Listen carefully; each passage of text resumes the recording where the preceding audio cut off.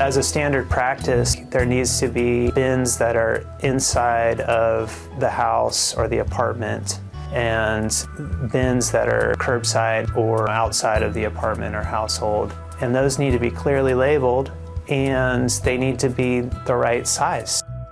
Generally in a house, the recommendation is that you have bins that are about 15 gallons or so in size. You want to have them next to each other and properly labeled. And then outside of your apartment or household, it's critical to have the bins properly sized. There are many locations that will have a big trash dumpster at a multifamily complex, and then just have 3 or 4 at most recycling carts. And the trash dumpster is far larger than what's available for recycling. At some point, the occupants of that space are going to be putting trash into the recycling bin because they don't have a choice. So that contaminates that recycling. So all that recycling has to get thrown away.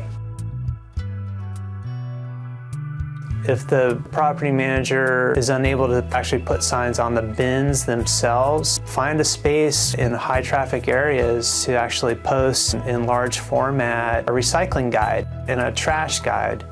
Make sure that your tenants have access to that information. Humboldt Waste Management Authority, Recology, Humboldt Sanitation have good recycling guides on their websites.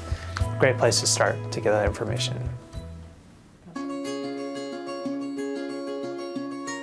I would absolutely encourage landlords and property managers to make sure that all their rentals are equipped with curbside pickup. We need to make sure that those trash and recycling bins are large enough for the number of people in that household or that rental so that when they put those carts out on the curb the night before, they're not overstuffed. When a cart is put out and the cart is so full that the lid is popped up, that leads to a lot of environmental contamination. Crows get into it, they open it up, they spread trash out, rats get into it, the wind blows trash out. Many of our apartment and rental locations are close to waterways, so a lot of that then gets into the water. It's a huge problem. I think our property managers and landlords can help with that and work with the tenants. When we're talking about being a good member of the community, a steward of the environment, and best practices, I really think that initial responsibility can't be placed on the tenant. The tenant can pay for it, that can be part of it, but having that system in place should just be the same as making sure that there are utilities at that location, that the electricity works. It's a utility. There's a number of items that can be recycled, just not in your curbside bin. And it's actually quite important to find a way to recycle certain items, such as electronic waste, like our TVs, our monitors, our phones. Also universal waste, which includes batteries, compact fluorescent light bulbs. Those should not go in the trash, but they can be taken to a local recycling center and dropped off for free. It's actually illegal in the state of California to put that in the trash. There's a number of items like that that can and should be recycled, just not in your curbside cart. That's really just for your paper, your cardboard, your bottles and cans.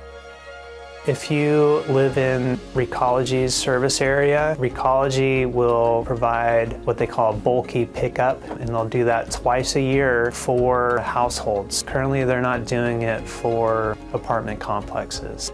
And also, currently you can recycle mattresses and their foundations for free.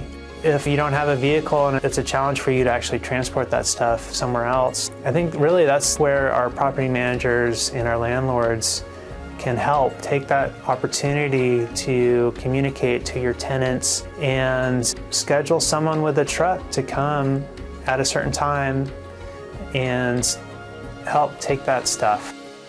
You can go to the HWMA website, Humboldt Sanitation website, Recology website, and learn about where you can take these items.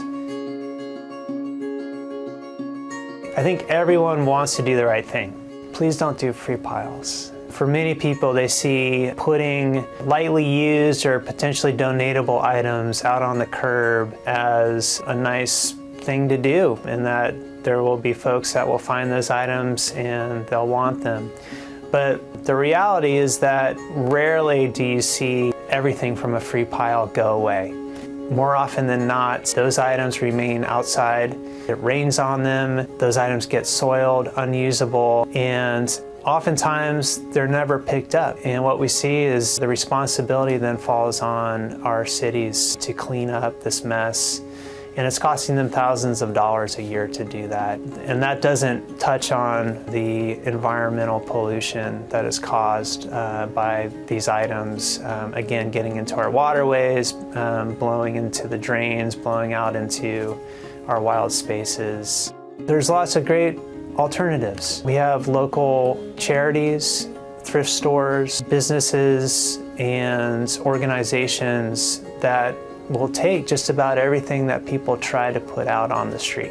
I would encourage everyone to take a look, see what businesses, what organizations are available locally, what they will accept. I mentioned the City of Arcata's website. If you go into their section on waste and recycling, they produce a very nice list of what you can donate and where you can donate it. We also have information like that on the HSU website, but find out about where you can bring these things instead of just putting them on the street and waiting for someone else to take that responsibility.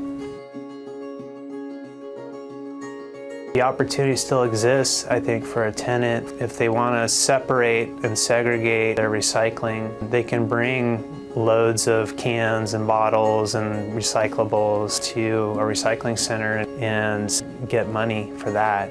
That is an extra step that a tenant could take if they so wish.